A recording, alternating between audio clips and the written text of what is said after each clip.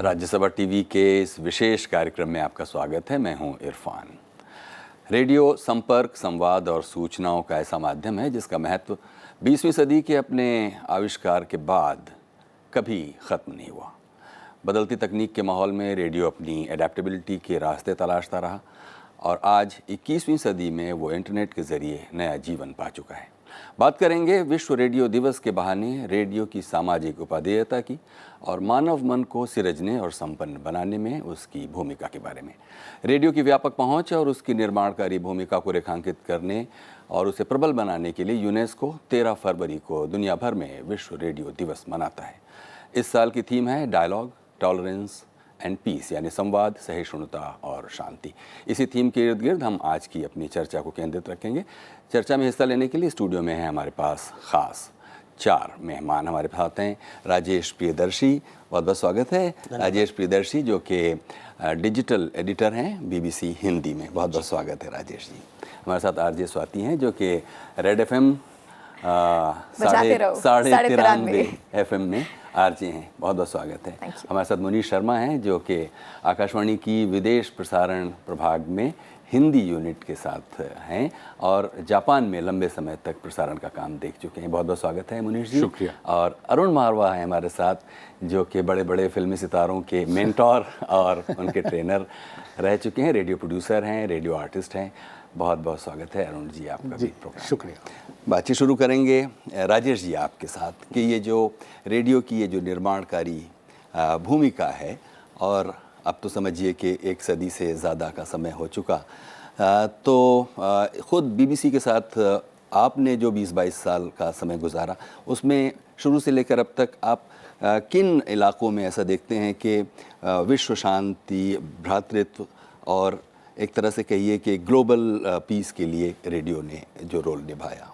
जी बिल्कुल, बीबीसी हिंदी सेवा को ऐसी दूर दराज के इलाकों में लोग सुनते हैं और ख़ास तौर पर हमारे यहाँ जो चिट्ठियाँ आती हैं, और आप विश्वास हमें नहीं होता, कई बार ऐसी जगहों से चिट्ठियाँ आती हैं जहाँ हमारे प्रसारण लोग सुनते हैं, जहाँ उनके पास सूचना का कोई और माध्यम नहीं है। और ये जो विश्व बंधुत्व और उसकी बात है वो उसके सबसे जो दिलचस्प उदाहरण आपको मिलते हैं वो ये मिलते हैं कि जैसे कश्मीर से कश्मीर में जो तैनात सैनिक हैं वो कार्यक्रम सुन के चिट्ठियाँ लिखते हैं। वहाँ जो लोग चरमपंथ की चपेट में फंसे हुए हैं वो लोग चिट्ठियाँ लिखते हैं।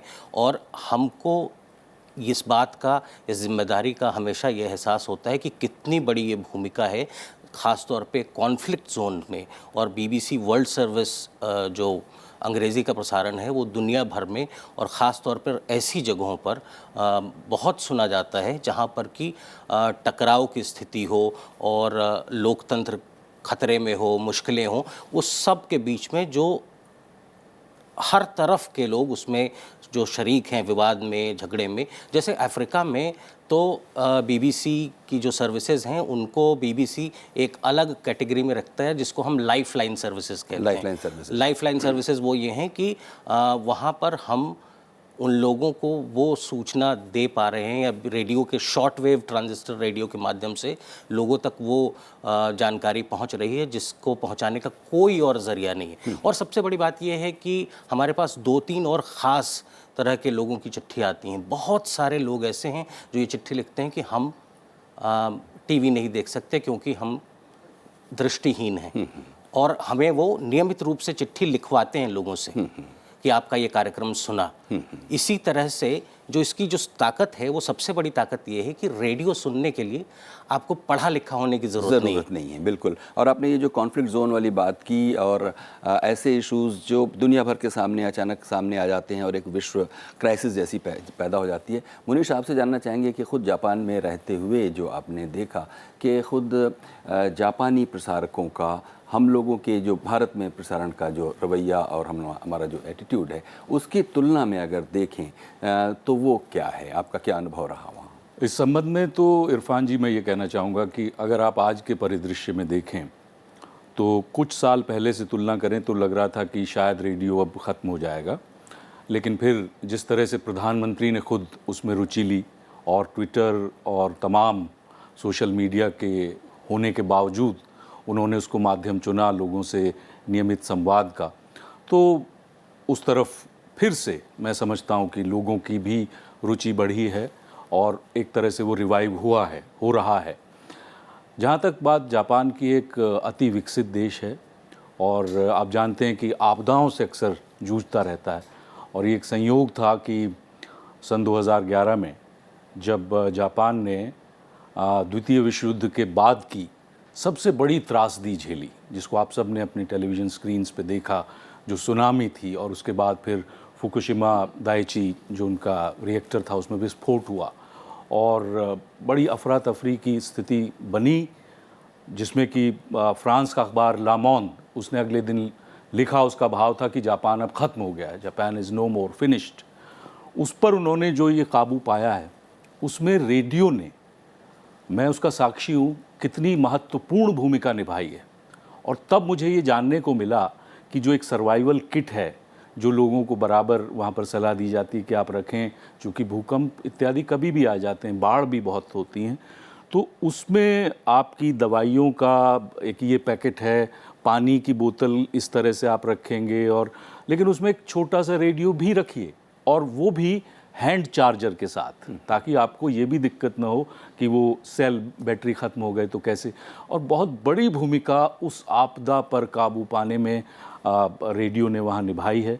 हमारे यहाँ भी सदा वो निभाता रहता है, और बहुत सी ऐसी परिस्थितियाँ होती हैं, जैसे राजेश जी ने कहा, कन्फ्लिक्ट जोन्स हैं जहाँ पर तनाव है, संघर्ष है, वहाँ आदमी क्या टेलीविज़न देखेगा, अखबार हमारे यहाँ भी उस रोज़ नहीं पहुँच पाता समय से, तो रेडियो ही एक माध्यम है जिससे सरकार, प्रशासन, गैर सरकारी संस्थाएं लोगों से जुड़ती हैं और उसका परिणाम, अच्छा परिणाम दिखाई देता है। और जहाँ तक जुड़ने का सवाल है, स्वाति, आप खुद देख रही हैं कि करीब 25 साल पहले ये मान लिया गया था कि टेलीविज़न बहुत तेज़ी से डोमिनेट कर रहा है और रेडियो धीरे धीरे फेज़ आउट हो जाएगा, लेकिन अचानक एफएम ने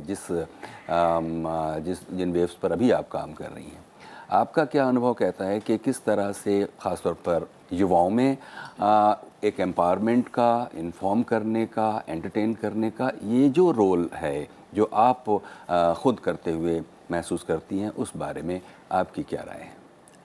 मेरे को प्राइवेट रेडियो में काम करते हुए 13 साल हो गए हैं, पर मैं उस एरा की प्रोडक्ट हूँ जो ऑल इंडिया रेडियो सुनकर बड़ा हुआ है। मैं उस परिवार में हूँ जिसमें घर में आज भी पहले जो न्यूज़ सुनी जाती है वो गोल्ड में सुनी जाती है। 8 बजे की न्यूज़ मिस नहीं होती है मेरे परिवार में। उस तरीके के एटमॉस्फेयर में मेरा पालन पोषण हुआ है। पिछले 12 साल से 13 साल से जब से मैं काम कर रही हूँ इस माध्यम में, मुझे इसके पावर की अहमियत पता चली है। I could discover the power that I hold जब मैं उस माइक के आगे बैठती हूँ और बात करती हूँ। और जिस तरीके से दोनों सर ने बताया है कि वर्ल्ड लेवल पे उसका मैग्नीट्यूड इफेक्ट जो है कितना बड़ा है। Of course private radio stations ने आके जो इन्होंने वर्ल्ड के लेवल पे रखा है, हमने उसको लोकल पे फोकस किया। इतने लोकल पे फोकस किया कि हम अपने साथ में बैठे चाय वाले को जान ले, सिर्फ वो हमारी बात ना सुने पर उसको हमसे वापस बात करने का, रोज़ अपनी हर रोज़ की प्रॉब्लम जो है बताने का हर रोज़ मौका दिया, एक फ़ोन कॉल के साथ जिसमें हम एंटरटेन करते हैं, उन तक पहुंचते हैं। Empowerment, I will tell you, इतना बड़ा एम्पावरमेंट मैंने अपने शहर में देखा जब आज से 4-5 साल पहले दिल्ली में यूथ अपनी नौकरी छोड़ के, कॉर्पोरेट जॉब छोड़कर इंडिया गेट पे और रामलीला मैदान में इकट्ठा हुआ to get a better governance for their own city. That is where I realize the power of radio and that is how I understand कि कैसे आप एक मीडियम को जोड़ने के लिए भी इस्तेमाल कर सकते हो, तोड़ने के लिए भी इस्तेमाल कर सकते हो। तो as media watch dogs, as people जो उस पोजीशन में हैं, जो ओपिनियन धारण करने में, फॉर्म करने में लोगों को सबकॉन्शियसली इन्फ्लुएंस करते हैं, हार्डकोर नहीं, सबकॉन्शियसली इन्फ्लुएंस करते हैं। आपको जो आप जिसको सुना रहे हो, आप उसको बात कहे जाओगे, उसे पता नहीं चलेगा कि आपने उसका व्यू पॉइंट बदल दिया है, पर आपने उसके दिमाग में बीज डाल दिया है सोचने का कि ये भी हो सकता है। आपको क्या लगता है?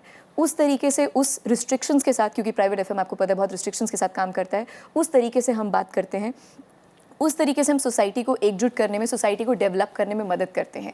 वो चाहे time to time other government bodies के साथ मिलकर काम करना हो, इलेक्शन कमीशन ऑफ इंडिया के साथ मिलकर अभी हम लोग अपने शहर के लिए ये मेहनत कर रहे हैं कि आप जाएं और बटन दबाएं, वतन को बचाएं।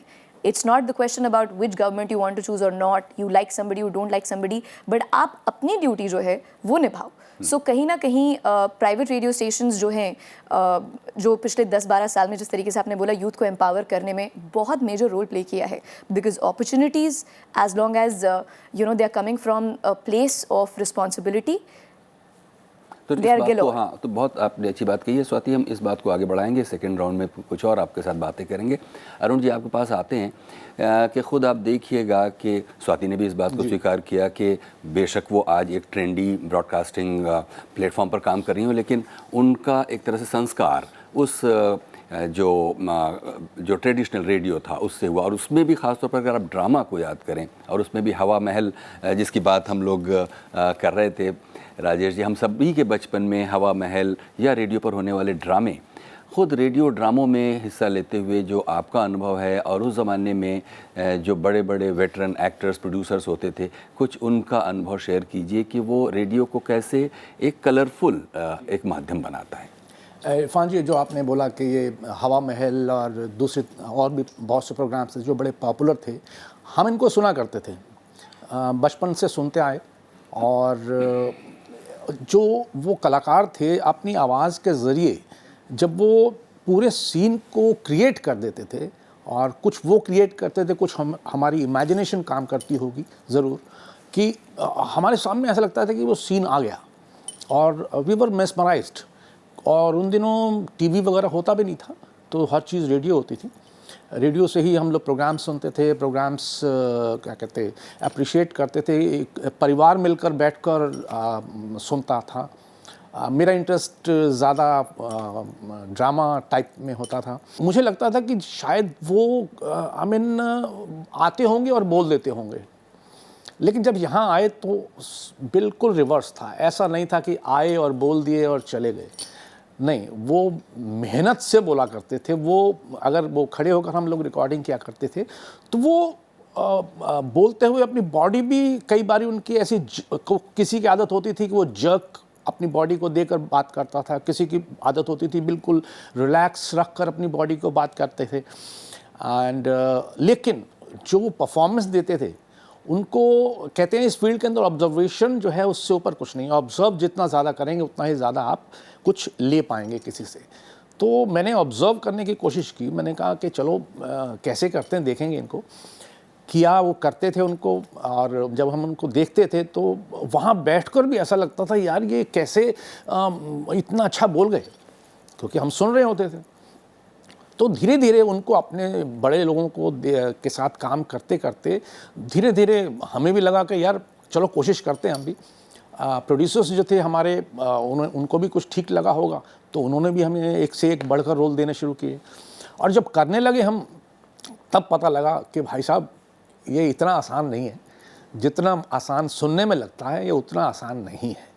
हाँ, आपको इन्वॉल्व होना पड़ता है, ये तो है. आप आर्टिस्ट हैं तो चाहे आप टीवी पे हैं, फिल्म में हैं या रेडियो पर हैं, इन्वॉल्वमेंट तो बहुत ज़रूरी है.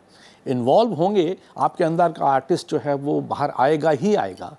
तो वॉइस मॉड्यूलेशन, वॉइस को कैसे आपने इस्तेमाल करना है, किस वक्त आपने किस तरह से बात करनी है, कैसे आपने कहीं आप बाहर जा रहे हैं तो कैसे अपने आपको फेस को मूव करना है, ये रेडियो से सीखने को मिलता है. सीखने को इसमें रेडियो में इतना कुछ है. आपका तलफ़्फ़ुज़, आपका उच्चारण, आपका बोलने का तरीका, आपने हर चीज़ तो अपनी वॉइस से ही तो जाहिर करनी है. स्टेज पर तो हम लोग एक्ट कर लेते हैं, या हम हाथ हिला दिया या कुछ ऐसे कर लिया, कोई हमें जेस्चर पोस्चर हो गए, ऐसा कुछ रेडियो में नहीं है. रेडियो में आपने जो करना है, जो भी करना है, आपने अपनी आवाज़ के ज़रिए ही बताना है. और जो आवाज़ के ज़रिए बताना है, वहीं पर वो चुनौती है कि एक रेडियो का जो ड्रामा आर्टिस्ट है वो कैसे उस एक एब्स्ट्रैक्ट एक कॉन्सेप्ट को कम्युनिकेट करे. बिल्कुल, बिल्कुल. और ये इस काम को आप लोगों ने बहुत लंबे समय तक किया, आज भी कर रहे हैं. हमको बताइए राजेश जी कि आप खुद देखिएगा कि अगर रेडियो के कुछ प्रमुख जॉनर्स को, अगर उसकी शैलियों को देखें, तो जिसमें चाहे वो ड्रामा हो, डॉक्यूमेंट्री हो, रेडियो फीचर हो, रेडियो कमेंट्री हो, टॉक्स हो, न्यूज़ और न्यूज़ रील वगैरह हो, इन सब में कुछ चीज़ें अब धीरे धीरे करके लगता है कि ऑब्सोलीट हो गई। या तो उसकी वजह ये होगी कि जो ट्रेंडी एफएम ने एंटरटेनमेंट वाला क्वेश्चन ज़्यादा उसमें आ गया, जबकि आप पाएंगे कि ख़ुद बीबीसी में भी हर तरह की चीज़ों को, हर तरह की स्टाइल आजमाई जाती रही लंबे समय तक। ख़ुद इस बारे में आप क्या कहते हैं? आकाशवाणी एक फॉर्मेट था आकाशवाणी के पास जिसको रेडियो रूपक कहते थे।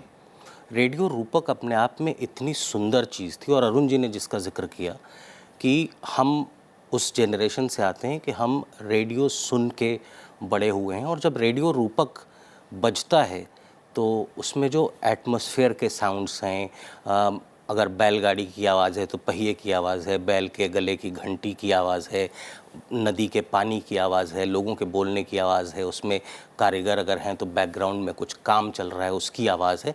इन सारी आवाज़ों से आप एक तरह की अपने दिमाग में एक तस्वीर बनाते हैं। तो आपका मतलब रेडियो सुनने का मतलब है कि एक्टिव इमेजिनेशन को वो फीड कर रहा है, और फिर आप उस दृश्य की कल्पना कर रहे हैं। हमारे यहाँ हमने ये महसूस किया कि ये तो पूरी तरह से मैजिकल अपने आप में रेडियो की पावर है कि आपको, जैसा अरुण जी कह रहे थे, कि सिर्फ अपनी आवाज़ से लोगों को बताना होता है और दिखाना होता है वो चीज़ जो कि वो देख नहीं सकते। लेकिन एक रिपोर्टर आता है और वो कहता है कि मेरे सामने बहुत सारे लोगों की भीड़ है, लोगों के चेहरे पर गुस्सा है, अब वो नरेट कर रहा है ना, वो एक तरह का फॉर्मेट है, और उसमें बहुत तरह की आवाज़ों का इस्तेमाल होता है। तो हमारे यहाँ जिसको रेडियो पैकेज कहते हैं, उसको जब हम विशेष कार्यक्रम बनाते हैं रेडियो के, तो उसको सुनने वाले और उसको चाहने वाले लोग हमेशा ज़्यादा होते हैं, क्योंकि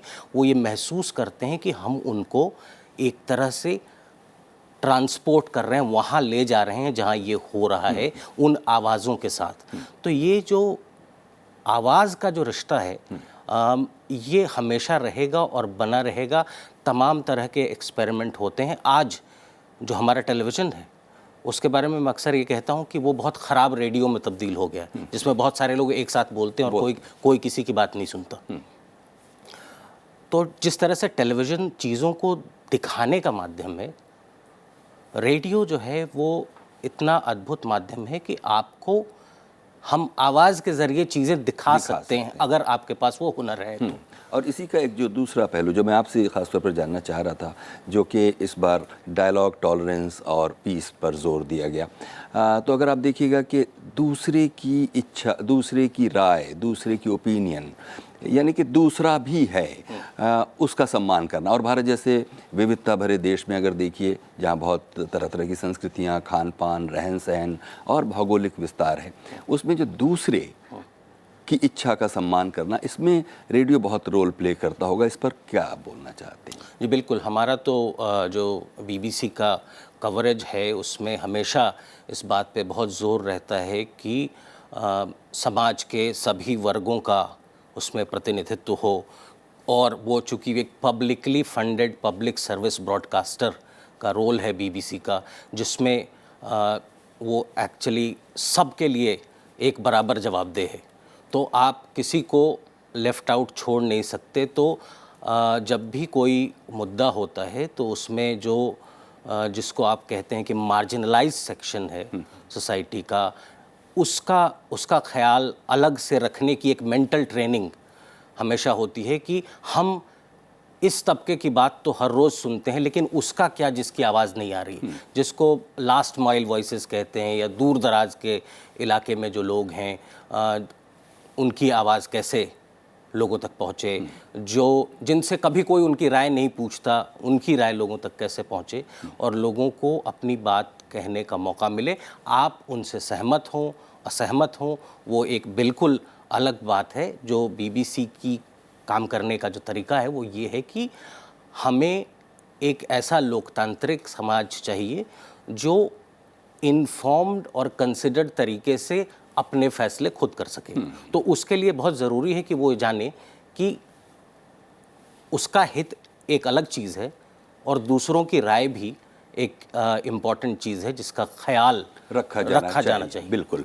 स्वाति, आपसे पूछेंगे कि बिल्कुल हम लोग अब बातचीत के इस चर्चा के आखिरी क्रम में हैं, आखिरी दौर में हैं, कि युवाओं की जो कम्युनिकेशन नीड्स हैं, ख़ास तौर पर FM 93.5 FM के ज़रिए आप उसका बदलता हुआ क्या रूप देख पाती हैं और ख़ुद एक ब्रॉडकास्टर के तौर पर अपनी एक जिम्मेदारी भरी भूमिका को कहाँ महसूस करती हैं? देखिए, जिस टाइम से जो दिग्गज इस वक्त मेरे साथ बैठे हुए हैं, पता नहीं अब मैं ठीक भी बोल रही हूँ, उसमें मेरा नुक्ता ठीक आ रहा है कि नहीं, ऐसे जज भी हो रही होंगी मैं।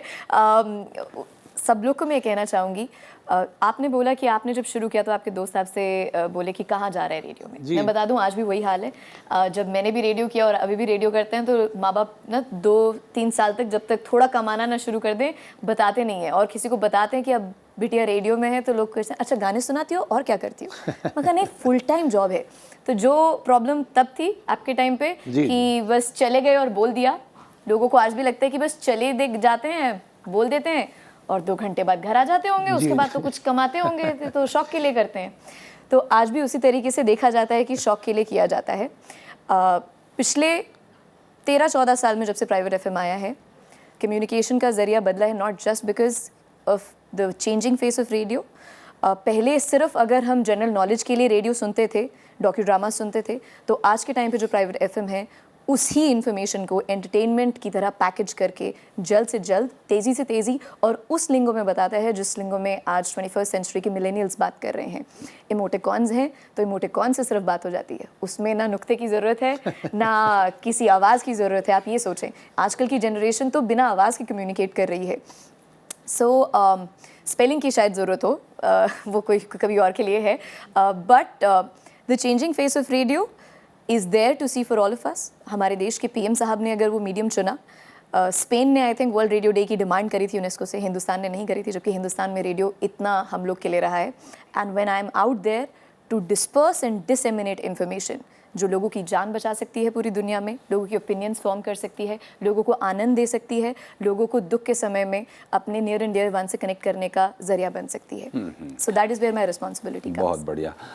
मुनीश, ये कहिए कि ये जो डायलॉग और टॉलरेंस और पीस का जो स्लोगन, जो मैसेज है इस साल के वर्ल्ड रेडियो डे का, उस सिलसिले में आपको कुछ जोड़ना है कि ख़ास तौर पर आपने जो सबसे ज़्यादा टर्मोइल और सबसे ज़्यादा अनरेस्ट के टाइम पर रेडियो का रोल महसूस किया है? निसंदेह ऐसा अनुभव हुआ। अभी तो मैंने आपसे बात की थी कि एक बहुत बड़ी त्रासदी देखने का अवसर रहा। 1999 की वो आतिशी गर्मियाँ, जब ये करगिल में जो घुसपैठ थी और वो परोक्ष युद्ध का जो माहौल था, वहाँ भी काम करने का अवसर मिला। तो देखा कि किस तरह से लोगों, और उस समय आपको याद होगा कि ये मोबाइल फ़ोन जो है इतना सुलभ नहीं था, या था भी या नहीं, चूँकि हम सैटेलाइट फ़ोन का इस्तेमाल करते थे। और मुझे याद है सोल्जर्स की लाइन लंबी लगी रहती थी फ़ोन बूथ्स के बाहर अपने परिवारजनों से बात के लिए। तो रेडियो ही था जो उनके परिवारों से उनको जोड़ रहा था। उस वक्त अगर आपको याद हो, खाड़ी युद्ध के दौरान सबसे बड़ा जो एयरलिफ्ट ऑपरेशन था वो भारत का था, वो एक रिकॉर्ड है। तो उन लोगों तक पहुंचना, उन लोगों के नामों की जो घोषणा होती थी, उसमें ऑल इंडिया रेडियो की भूमिका थी, जो रेडियो की भूमिका है। तो आप कहीं भी देखें, रेडियो जो है उसका कोई भी विकल्प आज नहीं है, और संवाद है, सहिष्णुता है, तमाम बातों में उसका कोई जोड़ नहीं है। और मैं समझता हूँ कि और इसमें अभी बहुत कुछ करने की ज़रूरत है, और मैं समझता हूँ वो हो रहा है। क्योंकि अब मल्टीमीडिया का ज़माना है, तो वो सिर्फ आवाज़ तक सीमित नहीं रह गया है। अब आपको वेबसाइट से जुड़ना है तो वो जोड़ा जा रहा है, और उसमें मैं बहुत ही उज्जवल भविष्य जो है वो रेडियो का देखता हूँ। हम सभी लोग उज्जवल भविष्य देखते हैं। अरुण जी, बिल्कुल आपके पास आते हैं, आप हमारे आखिरी वक्ता होंगे इस चर्चा में। तो करीब करीब समअप करते हुए आप रेडियो का ये जो विश्व रेडियो दिवस है, इस पर अपनी आखिरी टिप्पणी कीजिए। जी, मैं कहूँगा कि ये तो अच्छा है विश्व रेडियो दिवस जो हम हैं मना रहे। रेडियो के बारे में एक चीज़ मैं और ख़ास कहना चाहूँगा अपने मित्रों से जो कि एक्टिंग के फील्ड में जाना चाहते हैं, कि जब मौका लगे आप रेडियो ज़रूर कीजिए, क्योंकि रेडियो एक ऐसा माध्यम है जो आपको, आप बहुत अच्छा एक्ट करते हैं, मान लिया आपने बहुत अच्छी परफॉर्मेंस दी स्टेज पर या फिल्म में या सीरियल में, लेकिन अगर आपका ज़रा सा तलफ़ुज़ ख़राब हुआ, आपकी वही बेहतरीन परफॉर्मेंस जो है उतनी ही बुरी भी लगने लगेगी आपको। तो आप ये देखिए कि अगर हम इसको तरीके से बोलना सीख लेते हैं, भाषा तो भाषा है, भाषा को आप गलत तरीके से नहीं उच्चारित कर सकते ना। हमारी हिंदी भाषा है या उर्दू है या कोई और भाषा है, जो शब्द जिस तरह से उच्चारण उनका होना चाहिए जब तक वो नहीं करेंगे तब तक आपकी परफॉर्मेंस जितनी बढ़िया कर लीजिए, आप बढ़िया परफॉर्मेंस करते हैं और भाषा गलत इस्तेमाल करते हैं तो वो मतलब कि वैसे आप परफॉर्म मतलब ठीक ठाक सा कर रहे हैं, कोई बात नहीं, भाषा भी गलत हो गई, लेकिन अगर आप परफॉर्म बढ़िया कर रहे हैं, उसमें ज़रा सी भी गलत आपने ज़रा सा गलत इस्तेमाल कर लिया लफ्ज़ का, तो उतना ही वो बुरा भी लगने लग जाता। तो ये आपका जो है फ़र्ज़ बन जाता है कि अगर आप परफॉर्म अच्छा कर रहे हैं तो मतलब कि अच्छा बोलिए भी, उच्चारण भी अच्छा रखिए, ये आपका फ़र्ज़ बन जाता है। क्योंकि जब आप परफॉर्म अच्छा कर रहे होते हैं तो जो ऑडियंस है वो एक वो ट्रांसपोर्ट हो जाती है किसी और जगह पर, ठीक है। अगर परफॉर्मेंस अच्छी हो, चाहे वो रेडियो के ज़रिए ही हो या फिल्म के या स्टेज के ज़रिए, आपको कहीं ले जाती है, ऑडियंस को कहीं ले जाती है अगर आप अच्छा करते। वहाँ पर हल्का सा भी आपने कुछ गलत बोल दिया तो फिर वो जो हल्का सा गलत जो है ना, वो घंटी बजते दिमाग में जाकर कि यहाँ पर यार कुछ गलती हो गई, कुछ गलती हुई है यहाँ पर। हाँ, तो बिल्कुल आपने ठीक कहा अरुण जी, क्योंकि ये रेडियो है ही एक ऑडियो मीडियम जिसमें आवाज़ के साथ जो दूसरी आवाज़ें और जो ध्वनियाँ हैं वो उसको एक कार्यक्रम को बनाने में और पहुंचाने में बहुत महत्वपूर्ण रोल निभाती हैं। हम उम्मीद करते हैं कि इस परिचर्चा से हमारे दर्शक भी बहुत लाभान्वित हुए होंगे। हम बड़े आभारी हैं आप सभी 4 मेहमानों का जो हमारे स्टूडियो में आए और अपने अपनी क्षेत्रों से जो जुड़े हुए अनुभव थे हमारे साथ साझा किए। राजेश जी आपका बहुत बहुत शुक्रिया, स्वाति जी आपका बहुत आभार, मनीष जी बहुत बहुत थैंक यू, अरुण जी आपको भी बहुत बहुत शुक्रिया। और उम्मीद करते हैं कि इसी तरह से रेडियो जो कि एक सर्वसुलभ माध्यम है और आसानी से लोगों तक पहुंच सकता है और दूर दराज तक पहुंच सकता है और देर तक असर कर सकता है, इसी तरह अपना असर बनाए रखेगा। ये थी विश्व रेडियो दिवस पर हमारी ख़ास पेशकश। राज्यसभा टीवी पर देखते रहिए आने वाले दूसरे कार्यक्रम। कुछ कहना चाहते हो इस कार्यक्रम के बारे में तो आप हमें लिख सकते हैं feedback.rstv@gmail.com पर।